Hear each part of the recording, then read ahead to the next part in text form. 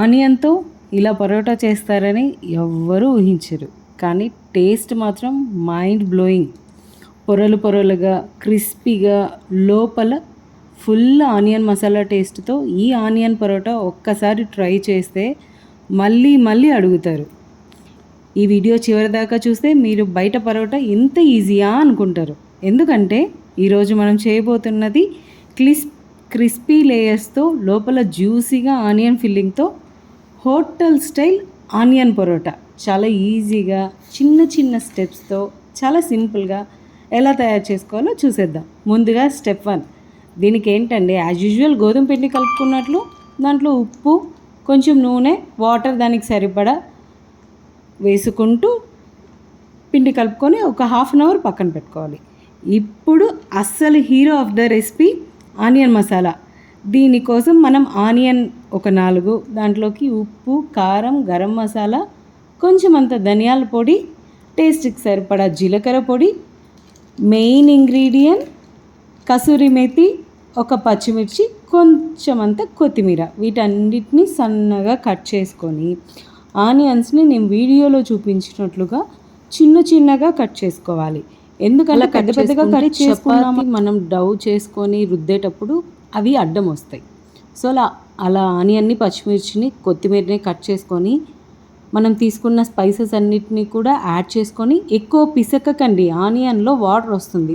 పైన నేను వీడియోలో చూపిస్తున్నట్లే జస్ట్ పైన మాత్రమే కలపండి. మెయిన్ ఆ మసాలాలంతా ఆనియన్కి పట్టేలాగా కలపాలి, కానీ ఆనియన్ మెత్తబడేలాగా కలపకూడదు. అలా మెత్తబడితే మళ్ళీ వాటర్ వచ్చేసిందంటే మనకి పరోటా అనేది పర్ఫెక్ట్గా రాదు. వాటర్గా అయిపోయి అంత లూజ్ అయిపోయి పరోటా మసాలాకి అంటుకోకుండా ఇంక డిజాస్టర్ అయిపోతుందండి.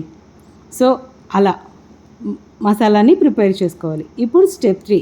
ఇది కేవలం పరోటా కాదండి, ఒక లేయర్డ్ ఆనియన్ ఎమోషన్.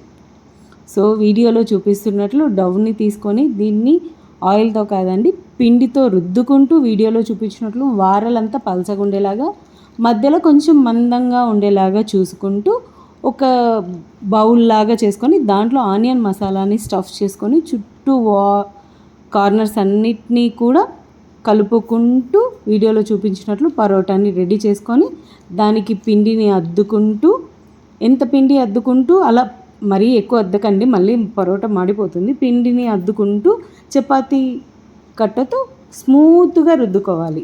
గట్టిగా రుద్దామంటే స్టఫింగ్ అంతా బయటికి వచ్చేస్తుంది. అలా కాకుండా స్మూత్గా రుద్దుకుంటూ పరోటాని లాంగ్ ప్రెస్ చేసి మట్టుకు అస్సలు రుద్దకండి, స్టఫింగ్ అంతా బయట వచ్చేస్తుంది. ఇప్పుడు ఏంటి స్టెప్ 4. ప్యాన్ వేడెక్కింది. ఇప్పుడు మనం ఎంట్రీ ఇస్తున్నాం. మనం అంటే పరోటానే అండి.